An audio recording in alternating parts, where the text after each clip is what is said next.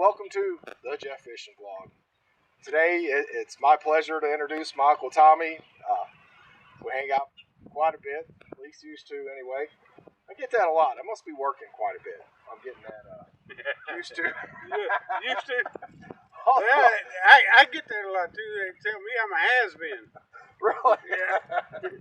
That's better than never was, I guess. That's, you know. Heck yeah.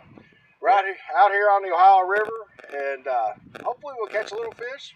Look, we're getting a few little bites already. Yeah, probably got some minnows there. He's on there. Either there or tree bass. Sure felt like he's on there for a minute. Is that what the talk is, tree bass? Probably rocks out there too. Whatever was on there, he come on. What is it when they call the edit? Yeah, edit. I had one on that. I just never did get to look at it. About the only editing I know anything about is I edit that whole plateful.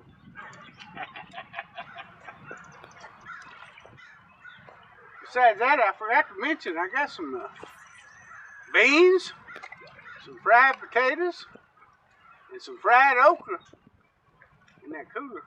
Nice. It is all done yesterday afternoon. Fried, not grilled. No, not grilled. Oh, I do have one other thing. Yeah. I got some but. So we ain't gonna go hungry then. No. Good deal. Now I brought some bud. It's a little dry because I believe what they did, they sold me some that was already froze. And I've done enough of that, cooking that bud, that I can tell the difference. I like the never frozen meat if I can get it. Oh yeah. A couple of times I've got some frozen. It wasn't frozen when I got it, but I could tell it had been frozen. It just, comes along with buying $2,000 worth of meat and cooking it over the years. They asked me, they said, how do you get so good at this? Making this stuff is good. I said, well, you spend a couple of $1,000 on meat over the years, and you go ahead and cook it, and you take take it to people, and make them eat, make them take it. You cook it, you deliver it. Then pretty soon you can get them to where they'll come to the house when you have a cookout and get it. And then you still have to give them a container to go home with, And clean up all the mess. And clean up all the mess and everything. Yeah. All the good parts there. Yeah. Anyway, but just about every time I have one, somebody will ask me that. Them little guys out there nibbling that. I remember asking you that, and that's and you tell me basically the same. You just got to spend the money. Yeah, you got to do it. Which Mike had told me we were going to the bars, years ago, and playing a little bit of pool, and I'm not ever going to be a great pool player, and I wasn't. I enjoy it. Just I know how to play the game a little bit, but I said, man, how'd you get so good? Or how you got a piece of advice? He said, well, you just got to gamble on it. Like once you're willing to spend some money to lose and lose and lose. I said, I'll pass. I wasn't making very much money at the time, and the idea of just losing did not sound interesting at all. Well, that moving from Indiana, to Kentucky, first thing I found out is bootleg in those days.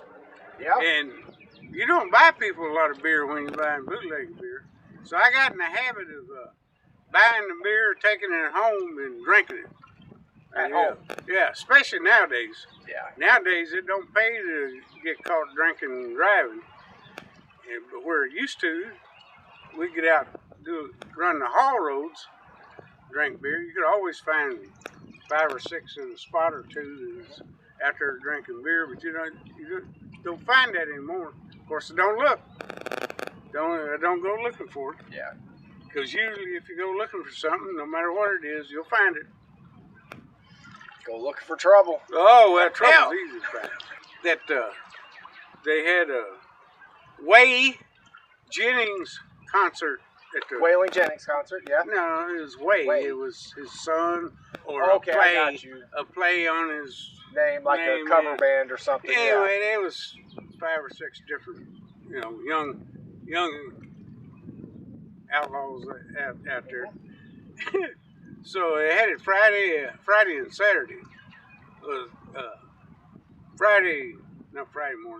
Saturday morning, I walked my perimeter because they always, one time they throw bags of shit over. Anyway, I walk them, let them know somebody. And there wasn't nobody out there in the morning about 9 o'clock. And I come upon this one bottle half full of piss. And it was up on the top of the hill there, and they crowd the fence out there big time. And I picked it up, threw it over there.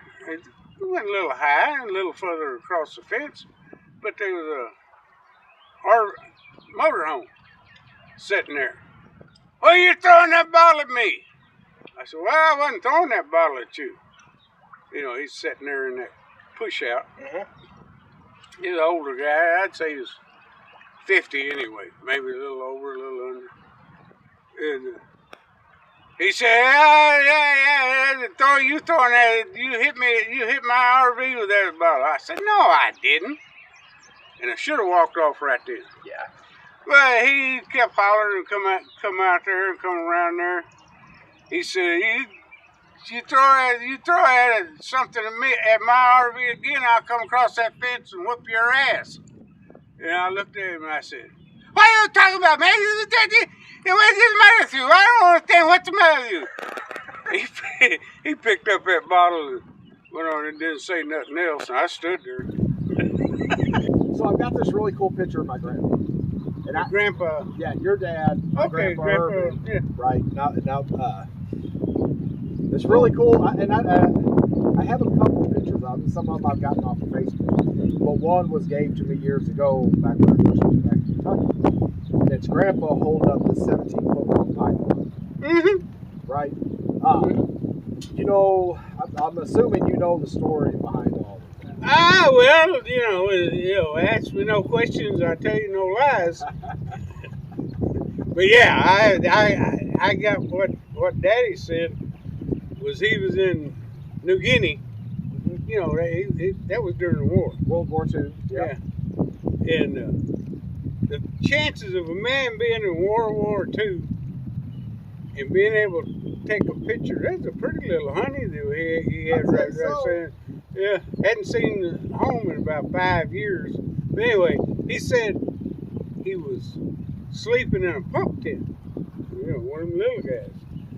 And he said he woke up and he said, damn! There's a log beside of me. And he said, no, it's a snake. And he jumped up and he had a handgun. He wasn't supposed to have that. He was a medic. But he had a handgun. And he said he aimed at his head. He shot him in the tail the first time. Anyway, but Dad's was 5'3.5", 5'4", and that snake. If anybody ever seen the picture and paid attention, yeah, I'm gonna put the picture up right here. Yeah, both ends of that snake was on the ground and laying out, and he said he chopped his head off, about a foot of his head. Anyway, that's a big old snake.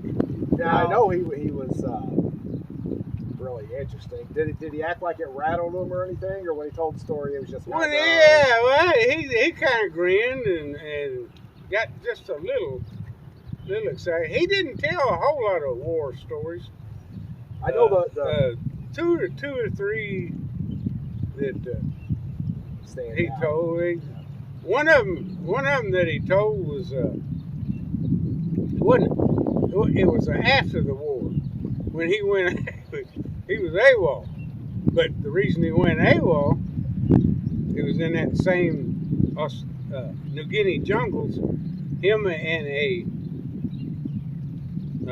another medic was carrying a litter, with a wounded guy on it, and said a machine gun opened up on him, and Daddy was in the back.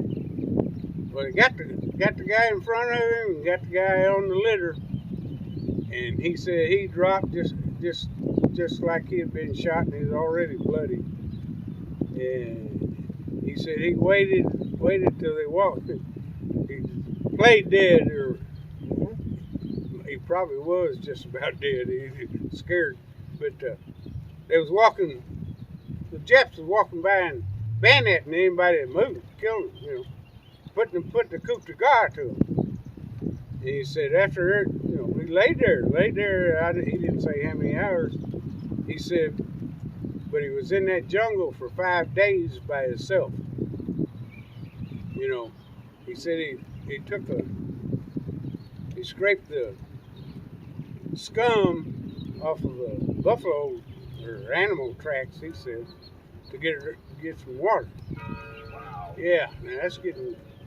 Then, 5 days. Yeah, 5 days, a long time. Anyway, he got back to his outfit, and after a time, they sent him to Sydney, Australia, for R&R. Sure. They didn't know how long he wanted R&R. He hooked up with an old gal and decided that, you know, this was his new life. He was going to stay there. Sure. He was there about I don't know how long he was there. He didn't say how long he was there hooked up with a woman. But he did say that, you know, he got to be known at the local bar, which we're known to do. And he was sitting in the bar one night, and about 3 of these fellows took exception to his looks. And they said, well, I can't change my looks. Now, this is Daddy's story, you know. He said, I can't change my looks. I said, well, mate, if you just come outside, we'll see if we can't change your looks. So he went outside. He said they had him down. On the edge of the sidewalk, in the gutter, he called it. And he said they was just about to get him. You know, 2 of them was kicking him, the other one was on top of him. So as he said, he reached in his pocket and come out with that switchblade knife and killed that motherfucker that was on top of him. And the other 2 backed off. Anyway. Funny how that works. Yeah, funny how it works. Yeah.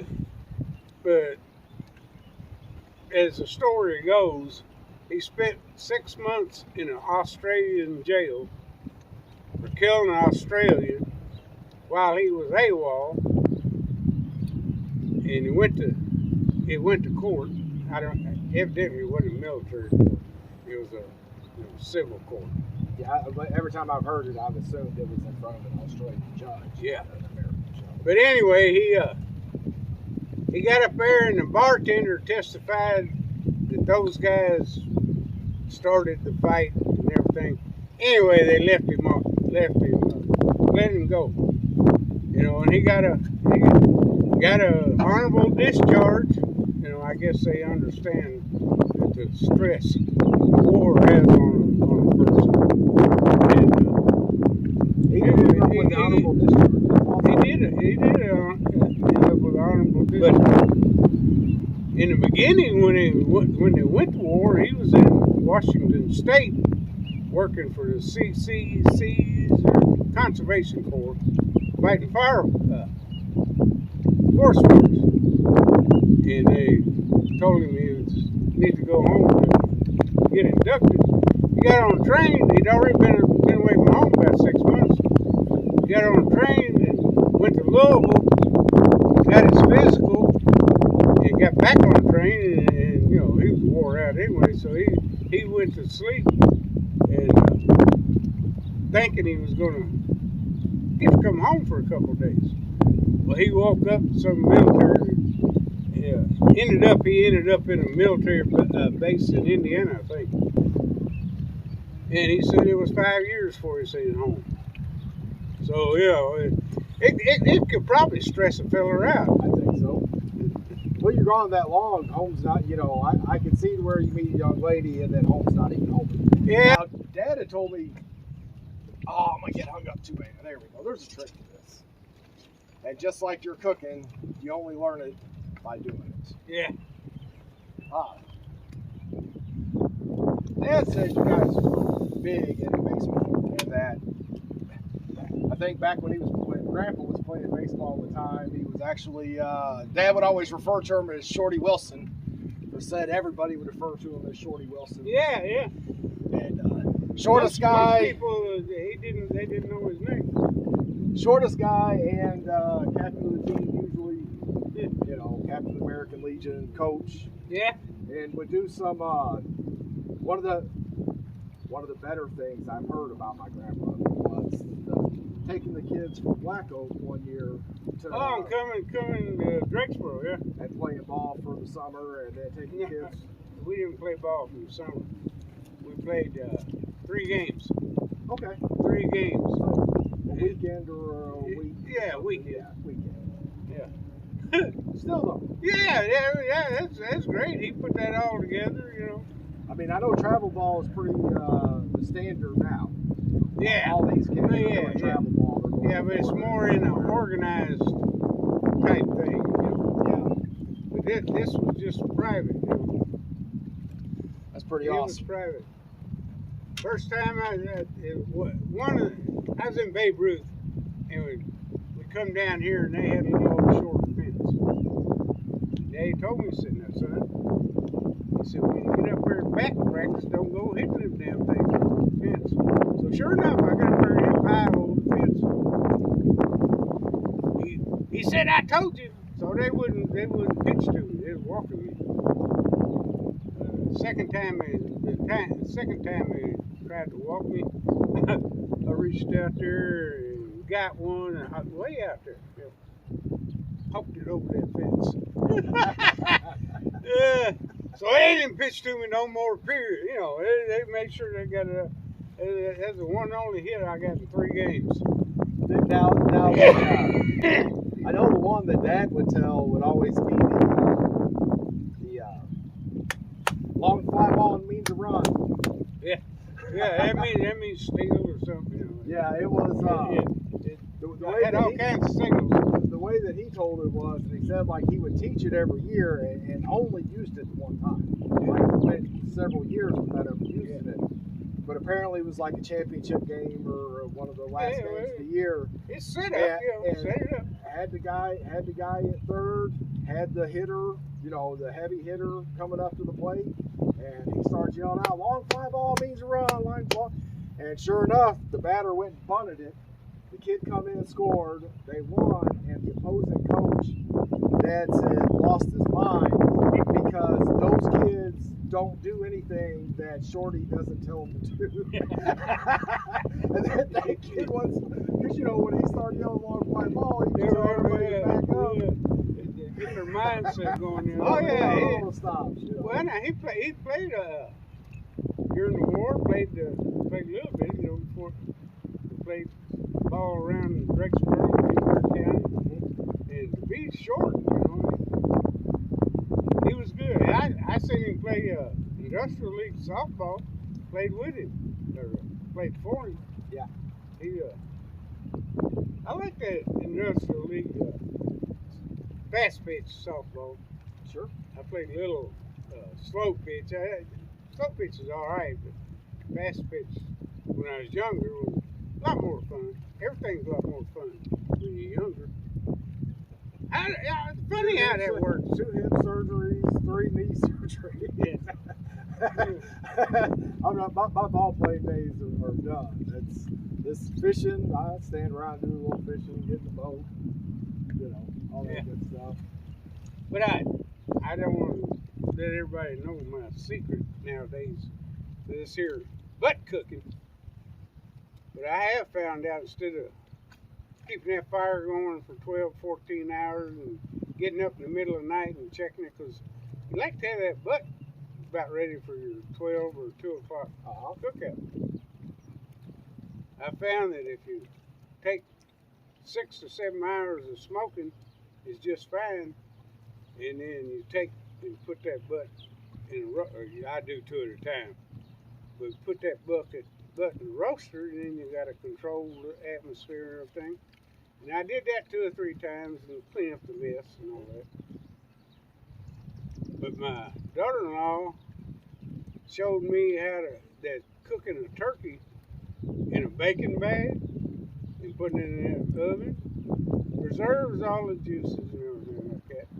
So the next time I did it, I tried the butts in a baking bag. Once you put it in the roaster. Yeah, once you put it in the roaster. And anyway, put it in the roaster, saves all them juices, extra juices. Because a lot of the fat melts off when you put it in the grill, or your smoker, whatever you got.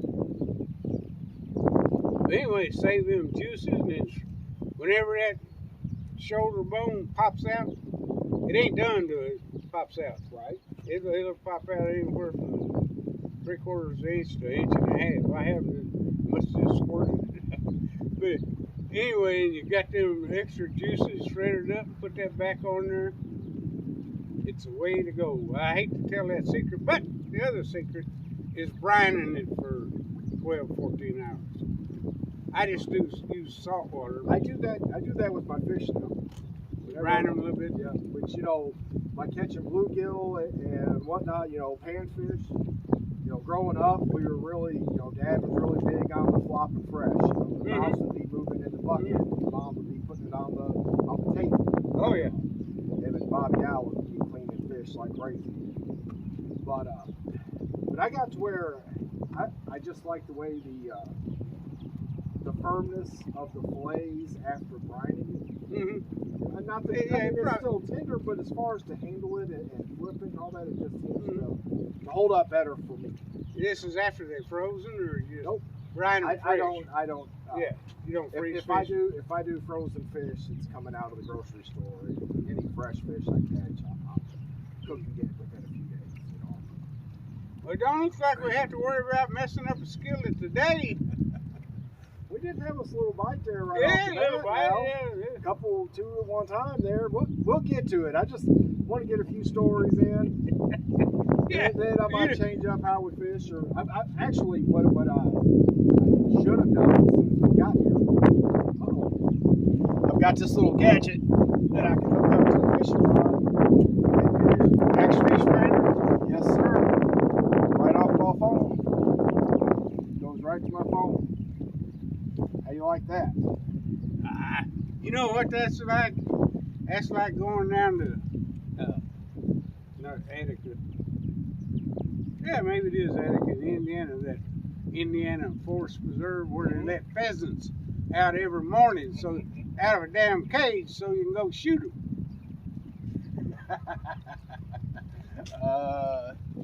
If it was only that easy. Oh, yeah. But it's getting close. You see them fellas on TV's got the full electronic board, and